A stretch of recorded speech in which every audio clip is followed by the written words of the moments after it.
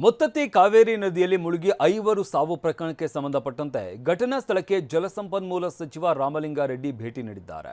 DC, ಅರಣ್ಯ, ನೀರಾವರಿ ಇಲಾಖೆ ಅಧಿಕಾರಿಗಳ ಜೊತೆ ಪರಿಶೀಲನೆ ನಡೆಸಿದ್ದಾರೆ. ಸ್ಥಳ ಪರಿಶೀಲನೆ ಬಳಿಕ ಅಧಿಕಾರಿಗಳ ಜೊತೆ ರಾಮಲಿಂಗಾರೆಡ್ಡಿ ಸಭೆ ನಡೆಸಿದರು. ಮುತ್ತತ್ತಿಯಲ್ಲಿ ಪ್ರವಾಸಿಗರ ರಕ್ಷಣಾ ಕ್ರಮಗಳ ಬಗ್ಗೆ ಸಭೆಯಲ್ಲಿ ಚರ್ಚೆ ನಡೆಸಲಾಗಿರುವಂಥದ್ದು. ಮಂಡ್ಯ ಜಿಲ್ಲೆ ಮಳವಳ್ಳಿ ತಾಲೂಕಿನ ಮುತ್ತತ್ತಿ ಪ್ರವಾಸಿ ತಾಣ ಇದು. ಸಚಿವ ರಾಮಲಿಂಗಾರೆಡ್ಡಿಗೆ ಮಳವಳ್ಳಿ ಶಾಸಕ ನರೇಂದ್ರ ಸ್ವಾಮಿ ಕೂಡ ಈ ಸಂದರ್ಭದಲ್ಲಿ ಸಾಥ್ ನೀಡಿದ್ದಾರೆ.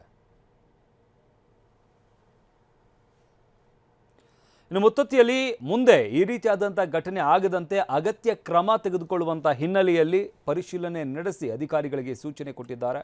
ಮುತ್ತತ್ತಿಯಲ್ಲಿ ಜಲಸಂಪನ್ಮೂಲ ಸಚಿವ ರಾಮಲಿಂಗಾರೆಡ್ಡಿ ವಿಚಾರಕ್ಕೆ ಸಂಬಂಧಪಟ್ಟಂತೆ ಹೇಳಿಕೆ ಕೂಡ ನೀಡಿದ್ದಾರೆ. ಮುತ್ತತ್ತಿಯಲ್ಲಿ ಪ್ರತಿ ವರ್ಷ 5-6 ಜನ ಸಾಯ್ತಾ ಇದ್ದಾರೆ. ಮುತ್ತತ್ತಿಯಲ್ಲಿ ಹರಿದ್ವಾರದ ಮಾದರಿಯಲ್ಲಿ ಕಾಲುವೆ ಮಾಡ್ತೇವೆ ಅಂತ ಕೂಡ ಹೇಳಿದ್ದಾರೆ.